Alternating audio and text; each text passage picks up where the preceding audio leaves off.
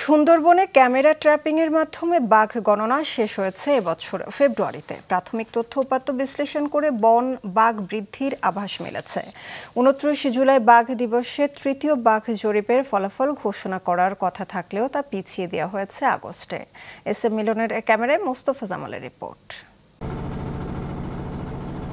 ২০১৫ ও ২০১৮ সালের পর ২০২২ সালে তৃতীয়বারের মতো বাঘ গণনা শুরু হয়, যা চলে ২০২৪ সালের ফেব্রুয়ারি পর্যন্ত।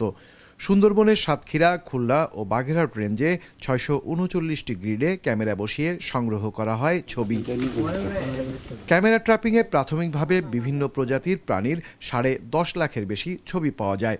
এর মধ্যে থেকে ৭,৫০০ বাঘের ছবি নিয়ে চলে বিশ্লেষণ, যা শেষ হয়েছে ৭ জুলাই। অভয়ারণ্যগুলোতেই আমাদের মূলত বাঘের যে পরিবারটা বা বাঘের বাচ্চার ছবি আমরা সবচেয়ে বেশি পেয়েছি। বিশেষ করে যে সুন্দরবন পূর্ব অভয়ারণ্য এবং সুন্দরবন দক্ষিণ অভয়ারণ্য, সুন্দরবন পশ্চিম অভয়ারণ্য, এর মধ্যে সুন্দরবন পূর্ব অভয়ারণ্য, সুন্দরবন দক্ষিণ অভয়ারণ্যের মধ্যে আমরা এই বাচ্চার ছবি বেশি পেয়েছি। প্রাকৃতিক কারণে সুন্দরবনের জল ও স্থলে লবণাক্ততার পরিমাণ বেড়েছে, যার প্রভাব পড়েছে বাঘের অবস্থান ও ঘনত্বেও।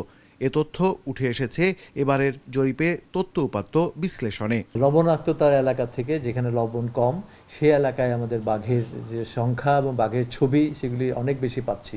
ইভেন বাঘের যে সফল পরিবার, যে বাঘের বাচ্চা এবং বাঘের মেল বাঘ এবং পুরুষ বাঘ এবং মহিলা বাঘ, সেই বাঘের সংখ্যাগুলোও আমরা দেখতে পাচ্ছি যে আমাদের পূর্ব দিকেই বেশি পশ্চিম দিকের তুলনায়। গেল ২ জরিপে খুলনা রেঞ্জে বাঘের সংখ্যা কম পাওয়া গেলেও এবারে তা বেড়েছে।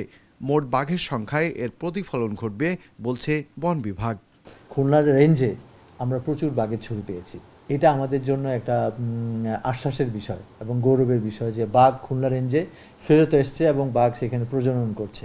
বাঘের সংখ্যাটা এবং বাঘের ঘনত্বটা এটাই মূল নিয়ামক হিসাবে কাজ করবে। ২০১৫ সালের বাঘশুমারি অনুযায়ী সুন্দরবনে প্রজনন সক্ষম বাঘ ছিল ১০৬টি। ২০১৮ সালের জরিপে যা বেড়ে দাঁড়িয়েছিল ১১৪টিতে। মোস্তফা জামাল, মাছরাঙা সংবাদ, খুলনা।